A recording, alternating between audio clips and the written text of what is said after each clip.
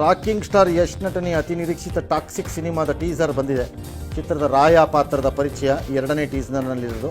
ಎರಡು ಲುಕ್ಕಲ್ಲಿದ್ದಾರೆ ಅವರು. ಈ ಸಲ ಯುದ್ಧನೇ ಬೇರೆ ಅಂತ ಡೈಲಾಗ್ ಹಾಕಿದ್ದಾರೆ ಸಾಹೇಬ್ರೊಂದು ಇರಲಿ ಅಂತ. ಆಯಿತು ಸರ್, ಈ ಯುದ್ಧ ಇಲ್ಲಿ ನಿಮ್ಮ ಜೊತೆನೂ ಯುದ್ಧ ಮಾಡೋಕ್ಕೆ ಭಾಳ ಜನ ಪಿತೂರಿಗೆ ರೆಡಿ ಇದ್ದಾರೆ, ಅದಕ್ಕೂ ರೆಡಿಯಾಗಿ. ದಕ್ಷಿಣ ಭಾರತದ ಅದರಲ್ಲೂ ಕನ್ನಡದ ಸಿನಿಮಾಗಳು ಸಕ್ಸಸ್ ಆಗಬೇಕು ಅಂದರೆ ಅಷ್ಟು ಸುಲಭನೇ.